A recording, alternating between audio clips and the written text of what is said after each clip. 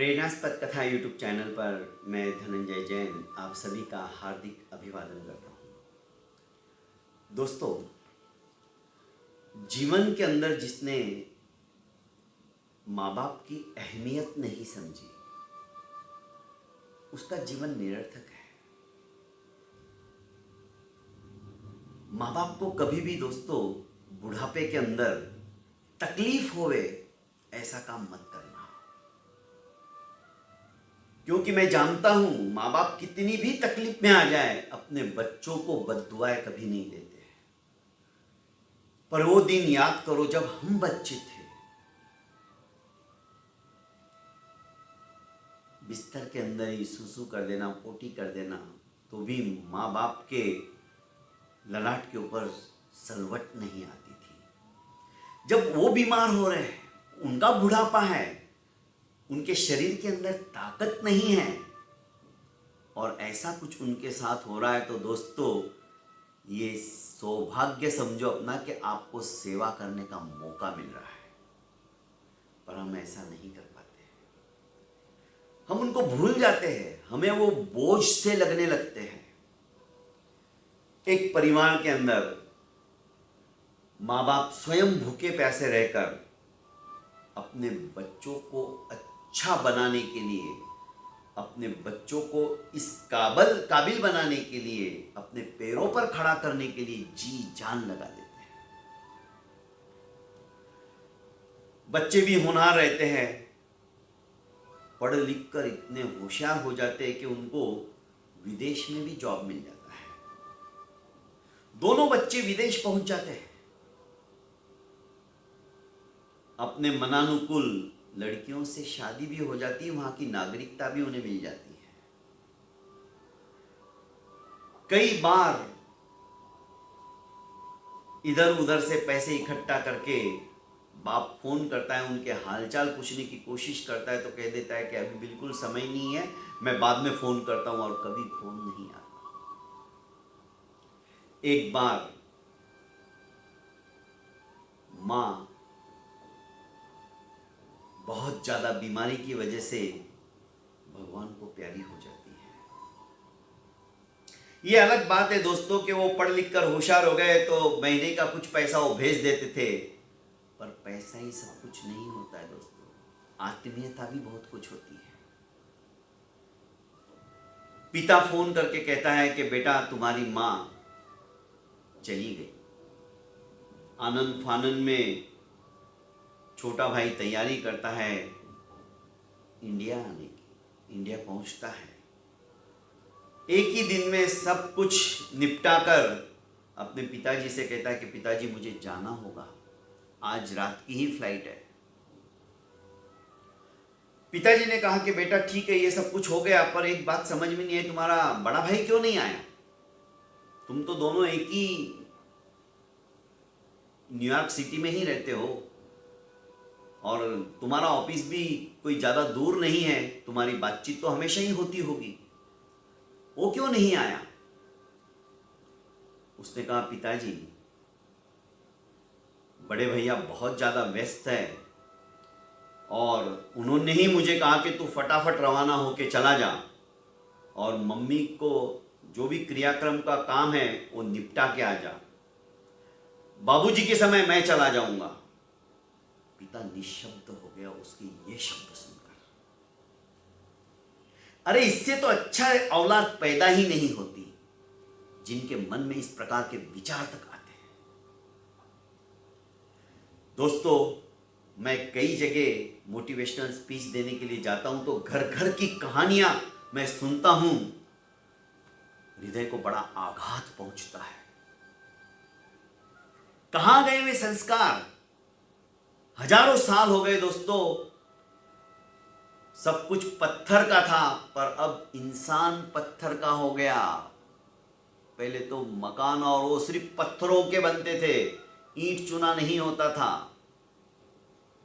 आज इंसान का हृदय पत्थर का हो गया है। उसने अपने जीवन के अंदर ऐसी बड़ी बड़ी मंजिलें खड़ी कर ली है पत्थरों की, जिसमें ना तो आत्मीयता है, ना तो प्रेम है, ना तो स्नेह है, ना एक दूसरे के प्रति समर्पण की भावना है।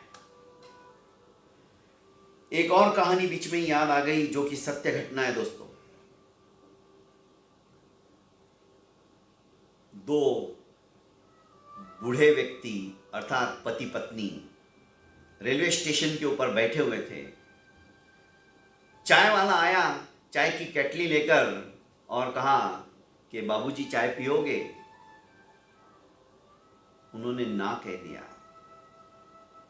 मैं देख रहा हूं आप काफी समय से बैठे हुए हो, 3 घंटे हो गए आपको, आपने कुछ खाया पिया भी नहीं है, आपके पास तो पानी की बोतल भी नजर नहीं आ रही है, आप ये चाय मेरी तरफ से पी लीजिए। उसने दोनों को कप के अंदर चाय दे दी और एक बोतल बिस्लरी की अपने बकेट में से निकाल कर उनके पास रख दिया। आप पैसे की चिंता मत करो, मुझे पैसा नहीं चाहिए आपसे, आप पी लीजिए।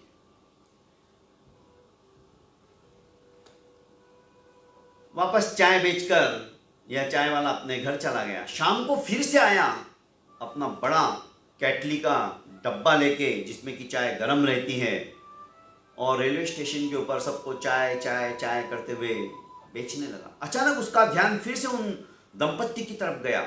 आया कि बाबूजी आप सवेरे से यहां बैठे हो, क्या ट्रेन नहीं आई? आप कहां जाना चाहते हो? कुछ परेशानी है क्या? बूढ़े ने अपने जेब से चिट्ठी निकाली और कहा कि बेटा हम पढ़ना लिखना तो नहीं जानते, पर 4 दिन से मेरा बेटा यहाँ आया हुआ था, वो पढ़ा लिखा है, होशियार है, उसको अच्छा जॉब भी मिल चुका है।